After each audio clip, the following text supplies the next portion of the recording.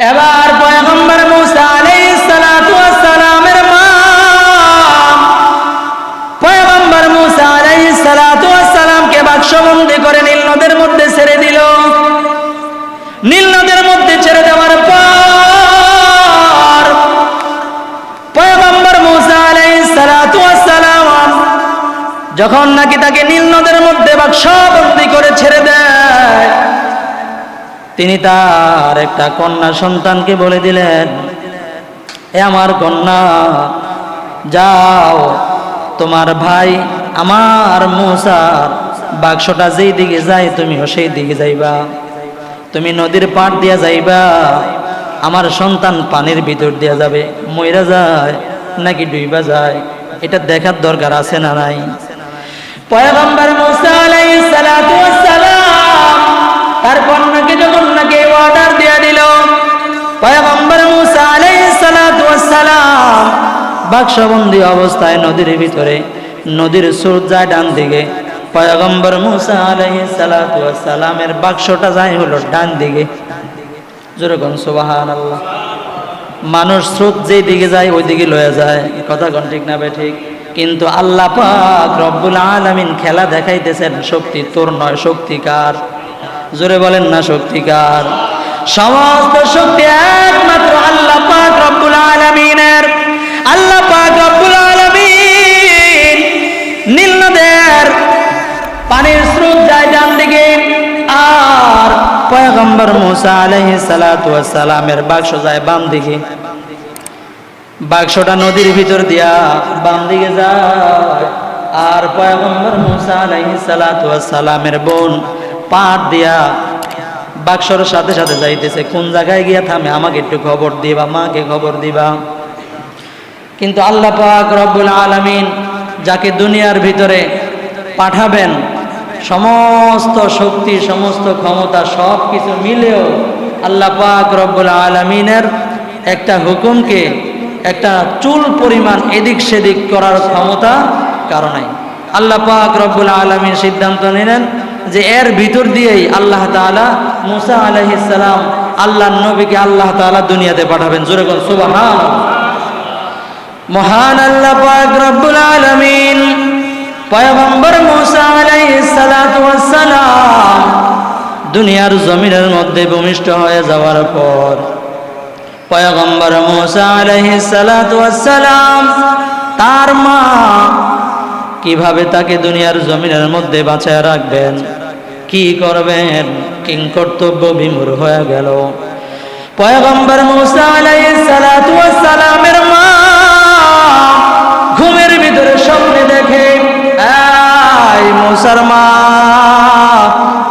যদি তুমি তোমার সন্তানকে বাঁচায় রাখবার চাও তাহলে এই যে নীল নদের পানি আছে, এই নীল নদের পানির ভিতরে একটা বাক্স বন্দি করে তোমার সন্তানকে ছেড়ে দাও। দুনিয়ার মুসলমান আল্লাহর গোলাম লক্ষ্য করেন, পয়গম্বর মূসা আলাইহিস সালাতু ওয়াস সালাম তাকায় দেখলেন, তার মা লক্ষ্য করে দেখলো সন্তানকে যদি বাঁচাইবার চায় তাহলে স্বপ্নে যেটা দেখলাম এর বিপরীত করলে সন্তান বাঁচার কোনো উপায় নাই। কারণ এই দিক দিয়ে হলো ফেরাউন, যার ক্ষমতা এত পাওয়ার, এত বেশি পাওয়ার, পুরা দেশের ক্ষমতা একদিকে, ফেরাউনের ক্ষমতা একদিকে, তার কথার বিপরীত চলার কোনো ক্ষমতা নাই। যদি খালি শোনে সজ্জন সন্তান জন্মগ্রহণ করেছে, ছেলে সন্তান, আর যদি তাকে জবাই করা না হয় তাহলে এই এলাকার যাদের দায়িত্ব আছে তাদের অবস্থাও খারাপ হয়ে যাবে। পয়গম্বর মূসা আলাইহিস সালাতু ওয়াস সালামের জননী এবার লক্ষ্য করে দেখলো স্বপ্নে যেটা দেখছে যদি সেটা মানবার যায় তাহলে একটা আশা ভরসা আছে যে সন্তান হয়তো বাঁচতেও পারে। কিন্তু যদি স্বপ্নে দেখা এই কাজ যদি সে না করে তাহলে ফেরাউনের পক্ষ থেকে সব দল, সমস্ত সন্ত্রাসী বাহিনীরা এসে তার সন্তানকে জবাই করবে, এতে কোনো সন্দেহের কোনো অবকাশ নাই। কারণ হলো ওই সময় সুপ্রিম পাওয়ারের মালিক একমাত্র ফেরাউন। ফেরাউনের কথার এদিক সেদিক হতে পারে না। ফেরাউন যে কথা বলেছে, যে আইন করেছে, সুতরাং ওই আইনটা বাস্তবায়ন হবে, এটা 100% প্রস্তুত, 100% নিশ্চিত। কিন্তু এর বিপরীত মুসা আলাইহিস সালাতু ওয়াস সালামের মা এবার চিন্তা করে, স্বপ্নে যেটা দেখছি এটার মধ্যে যদিও আমি পরিপূর্ণ নিশ্চিত না, কিন্তু আল্লাহ তাআলার পক্ষ থেকে যদি এই স্বপ্ন হয়ে থাকে, তাহলে আল্লাহ পাক রব্বুল আলামিন যদি বাঁচায়া দেয় আমার সন্তানকে, তাহলে পুরা দুনিয়ার সমস্ত শক্তি মিলেও আমার সন্তানকে জবাই করা সম্ভব হবে না। পয়গম্বর মুসা আলাইহিস সালাতু ওয়াস সালাম এবার দুইটাকে যখন একত্রিত করলো, চিন্তা করে দেখলো, হায় রে, যদি আমি স্বপ্নে যেটা দেখছি এটাই যদি বাস্তবায়ন করি, তাহলে যদি যাররা পরিমাণ ভালো হয়, এই জায়গার মধ্যে ভালো আছে, কিন্তু ফেরাউনের যেই হুকুম দেশের মধ্যে চলতেছে, এই হুকুমের বাহিরে আমি আমার সন্তানকে বাঁচাবার কোনো অধিকার, কোনো শক্তি সামর্থ্য আমার কোনোটাই নাই। এবার পয়গম্বর মুসা আলাইহিস সালাতু ওয়াস সালামের মা পয়গম্বর মুসা আলাইহিস সালাতু ওয়াস সালামকে বাক্সবন্দী করে নীল নদের মধ্যে ছেড়ে দিল।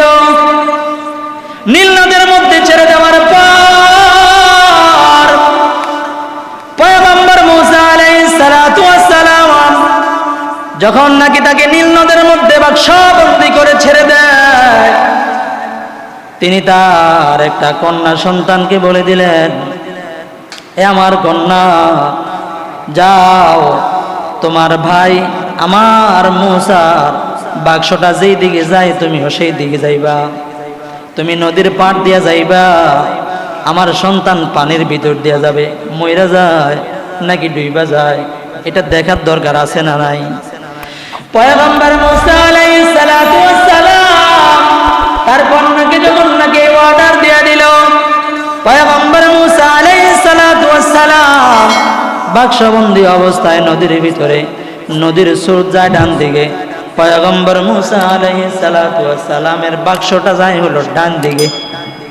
জোরে কোন সুবহানাল্লাহ। মানুষ স্রোত যেই দিকে যায় ওই দিকে লয়ে যায়, কথা কোন ঠিক না বে ঠিক? কিন্তু আল্লাহ পাক রব্বুল আলামিন খেলা দেখাইতেছেন, শক্তি তোর নয়, শক্তি কার? জোরে বলেন না, শক্তি কার? সমস্ত শক্তি একমাত্র আল্লাহ পাক রব্বুল আলামিনের। আল্লাহ পাক রব্বুল আলামিন নীল নদের পানির স্রোত যায় ডান দিকে, আর পয়গম্বর মুসা আলাইহিস সালাতু ওয়াস সালামের বাক্স যায় বাম দিকে। বাক্সটা নদীর ভিতর দিয়া বাম দিকে যায়, আর পয়গম্বর মুসা আলাইহিস সালাতু ওয়াস সালামের বোন পাড় দিয়া বাক্সর সাথে সাথে যাইতেছে। কোন জায়গায় গিয়া থামে আমাকে একটু খবর দিবা, মাকে খবর দিবা। এবার এক পর্যায়ে এমন জায়গায় যাইয়া থাইমা যায়, পয়গম্বর মুসা আলাইহিস সালাতু ওয়াস সালামের বাক্স গিয়া যেই জায়গার মধ্যে বাঘের ভয়, ওই জায়গায় রাত পোহায়। কথা কোন ঠিক না বে ঠিক? যেই জায়গার মধ্যে শত্রু সবচাইতে সুপ্রিম পাওয়ার শত্রু, যেই জায়গার মধ্যে ফেরাউনের বাড়ি, যেই জায়গার মধ্যে ফেরাউনের বাড়ির ঘাট, ওই জায়গার মধ্যে পয়গম্বর মুসা আলাইহিস সালাতু ওয়াস সালামের সেই বাক্সটা ওই ঘাটের মধ্যে গিয়া থেমে যায়। পয়গম্বর মুসা আলাইহিস সালাতু ওয়াস সালামের বোন তাকায় দেখলে, হায় রে, কি অবস্থা! যেই জায়গার মধ্যে আমার ভাইয়ের, আমার পরিবারের, পুরা দেশের শত্রু, ওই জায়গার মধ্যে আমার ভাই এসে থামছে, হায় হায় কি জানি অবস্থা হয়। এবার ফেরাউনের স্ত্রী ঘাটের মধ্যে আসছে যে কোনো কাজের জন্য, আয়েশা দেখতেছে একটা বাক্স দেখা যায়, উল্টায় দেখে এত সুন্দর একটা ফুটফুটে জোছনার মতো বাচ্চা, যেই বাচ্চাটাকে দেখার সাথে সাথে ফেরাউনের স্ত্রীর মন জয় হয়ে গেছে। আল্লাহু আকবার, জোরে বলেন না আল্লাহু আকবার। কারণ হলো যেই জামানার মধ্যে আল্লাহ পাক রব্বুল আলামিন নবী পয়গম্বর পাঠায়, নবী পয়গম্বররা ওই জামানার সব চাইতে সুন্দর হয়। যত মানুষ আছে সব চাইতে সুন্দর হয় যারা নবী হয়, তারা দেখার সাথে সাথে আকর্ষণ হয়ে যায়। মুসলমান ভাই, এবার পয়গম্বর মুসা আলাইহিস সালাতু ওয়াস সালামের এই বাক্সটা ফেরাউনের স্ত্রী দেখার পরে সাথে সাথে যখন নাকি এত সুন্দর বাচ্চা দেখছে, ফেরাউনের স্ত্রীর কোনো বাচ্চা জীবনে হয় নাই। একই তো হলো তার বাচ্চা হয় না, আরেক দলে এত সুন্দর বাচ্চা হাতের কাছে পেয়ে গেছে, কি করবে? এবার ফেরাউনের স্ত্রী বাচ্চাটাকে কোলে করে বাড়ি ঘরে চলে গেছে। বাচ্চাটাকে এমন ভাবে আদর শুরু করেছে, এক পর্যায়ে ফেরাউন ঘরের মধ্যে ঢুকলো। ফেরাউন ঘরের ভিতরে ঢুকার পর ফেরাউনের স্ত্রী ফেরাউনের কাছে গিয়ে বলতেছে, ও ফেরাউন, এই যে দেখো না, তোমার জন্য একটা সুসংবাদ আছে। কি সংবাদ? একটা সুসংবাদ আছে। বলে কি সুসংবাদ?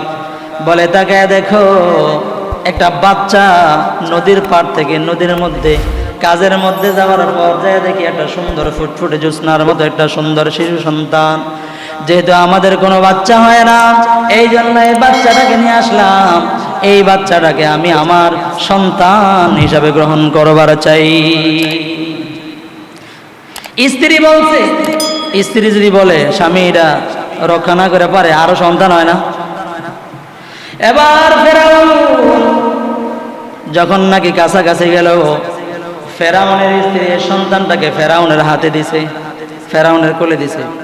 ফেরাউন তাকে দেখে, কারণ যে যার শত্রু হবে এটা একটা বাড়ি দেয় না, দেয় না, মাথার মধ্যে একটা কি দেয়, একটা বাড়ি দেয়, যে হে জানে আমারে কেমন জানি করে, একটা বাড়ি দেয়। এবার ফেরাউন মনে মনে চিন্তা করতে, আরে এটাই না জানি আমার শত্রু। ফেরাউন এটা চিন্তা করতে, ফেরাউন যখন এটা চিন্তা করে, ফেরাউন চিন্তা করতে করতে করতে করতে এক পর্যায়ে নবী তো নবীর পাওয়ার তো জন্মের আগের থেকে ফেরাউন আদর করে না, এটা কেমনে চায়, এটা চোখ রাঙে চায়। মুসা আলাইহিস সালাতু ওয়াস সালাম তো ফেরাউন যেমন, তার নবীও হেমন, উম্মত যেমন আল্লাহ নবীও পাঠান তেমন। এবার ফেরাউন যখন নাকি টেরা চোখে তাকায় আর মনে মনে চিন্তা করে, এটাই না জানি আমার চিরশত্রু, এটাই আমার বউ আমার কাউ কোলে দিছে, কিছু বলতেও পারি না। এক পর্যায়ে পিছন দিয়ে সিমটি মারে, নিচে দিয়ে খোঁচা দেয়। কে? ফেরাউন। ফেরাউন যখন সিমটি মারছে, মুসা আলাইহিস সালাম ছোট আত্ম ধরে এক থাপ্পড় এই কোলের ভিতরে যখন এক থাপ্পড় মারছে, নবীওয়ালা থাপ্পড়, তো নবীর থাপ্পড়, এই ছোট বাচ্চাকে থাপ্পড় মারার কোনো ক্ষমতা আছে? নাই। এর পিছনে শক্তি কার? জোরে বল না, কার? আল্লাহ। শক্তি যখন আল্লাহর, তো থাপ্পড়টার পাওয়ার কেমন? ছোট হাত হইলেও, হাত যদিও ছোট, কিন্তু পিছনে শক্তি কার? আল্লাহ। এই থাপ্পড় খাইয়া ফেরাউনের অবস্থা খারাপ, গাল ফাইটে যেতেছে গা। আরো তো হইলো রাগ ভিতরে, কি করি এখন? এটারে বউয়ের লোকে ঝগড়া শুরু করছে, কি সন্তান দিছে আমার, গাল ফাটাই লেছে। এখন কোন তো এত ছোট একটা সন্তান যদি থাপ্পড় দেয়, কারণ আপনি যদি কন যে আমার অবস্থা খারাপ, সব সারখার হয়ে যেতেছে, মানুষে কি করবো? একটু বলা কি থাপ্পড় দেয়, দুষ্টামি না করছে, কথা কোন ঠিক না? ঠিক।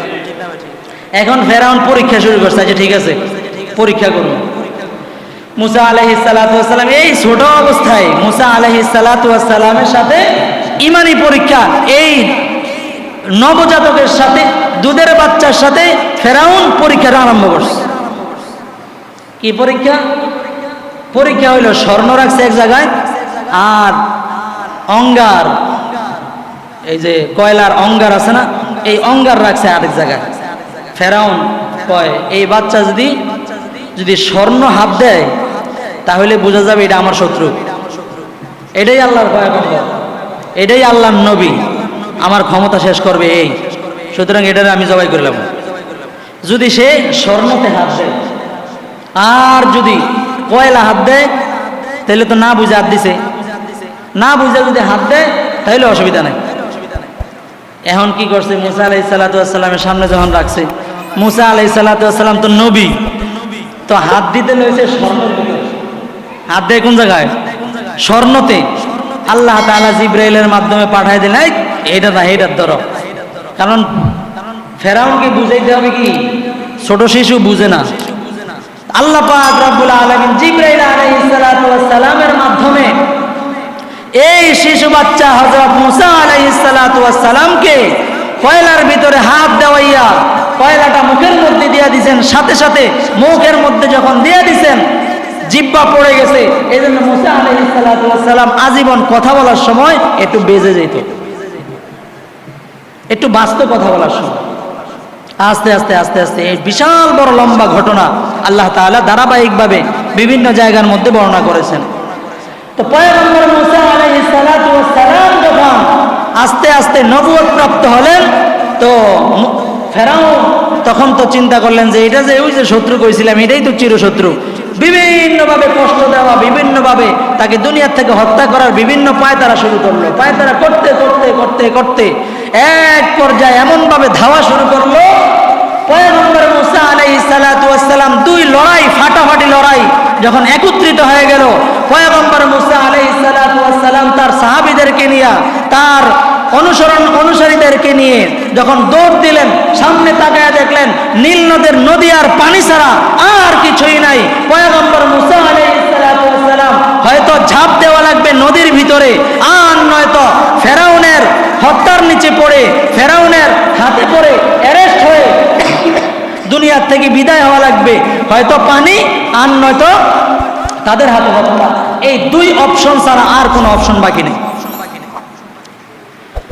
এবার পয়গম্বর মুসা আল্লাহ তাআলার কাছে দোয়া করে, ও আল্লাহ, তোমার অনুসরণ যে সমস্ত বান্দা বান্দিরা করে তাদেরকে নিয়ে আমি রওনা করলাম। ফেরাউনের কবলে, ফেরাউনের হাতের মধ্যে ধরা খেয়ে গেলাম। সামনে নীলনদ, পিছনে ফেরাউনের লস্কর বাহিনী। আমাদের কোনো ব্যবস্থা নাই, কিছু করার কোনো শক্তি আমাদের নাই। একমাত্র শক্তি কার? জোরে বলেন, শক্তি একমাত্র কার? আরো জোরে বলেন না কার? একমাত্র আল্লাহ পাক রব্বুল আলামিন। আল্লাহ পাক রব্বুল আলামিন ওই দিনটা ছিল আশুরার দিন। ওই দিনটা ছিল কোন দিন? এই আশুরার দিন, 10 মুহররম।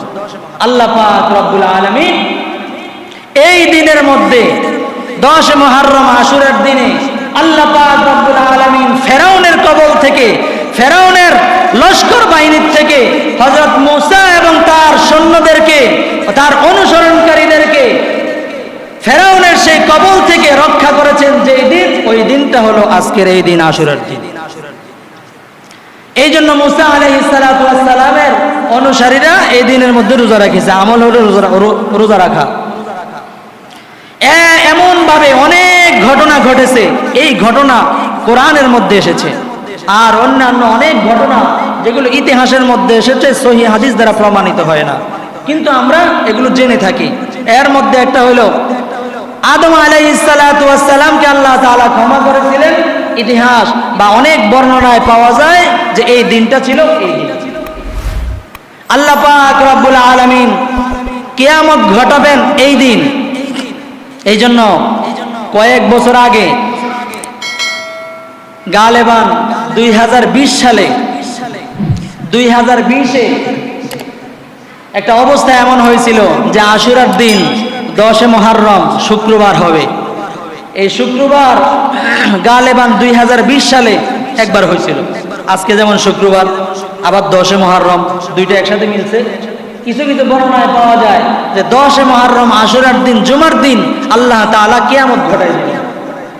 মানুষগুলা বিভিন্ন জায়গায় ছড়িয়ে ছিটিয়ে থাকবে, এক এক অবস্থায় এক একজন থাকবে। এমন পর্যায়ে ইসরাফিলের সিংহার ফুৎকার হবে, আর মানুষগুলো যে যেই অবস্থায় আছে সবাই এই অবস্থায় মৃত্যুবরণ করবে। কেউ কাপড় কাটতে থাকবে, কেউ কৃষি কাজে থাকবে, কেউ ব্যক্তিগত কাজে থাকবে, কেউ পারিবারিক কাজে থাকবে, কেউ সামাজিক কাজে থাকবে। এক এক মানুষ এক এক অবস্থায় হবে, আর কিয়ামত শুরু হয়ে যাবে। মানুষগুলা যখন জানছে আর আশুরার দিন জুমার দিনে এই অবস্থাটা হবে, যেহেতু জুমার দিন আবার শুক্রবার, আশুরার দিন একসাথে হয়ে গেছে। কিছু কিছু মানুষ ঢাকার থেকে কিয়ামত পালন করার জন্য দেশে চলে গেছে। বাংলাদেশের মধ্যে এমন মানুষও আছে যে কিয়ামত পালন করার জন্য বাদ যায়। কথা কোন ঠিক না? এটা পেপার পত্রিকায় আসছে, 2020 সালের পেপার, বা ওই সময় পেপার খুঁজলে আপনারা পাবেন।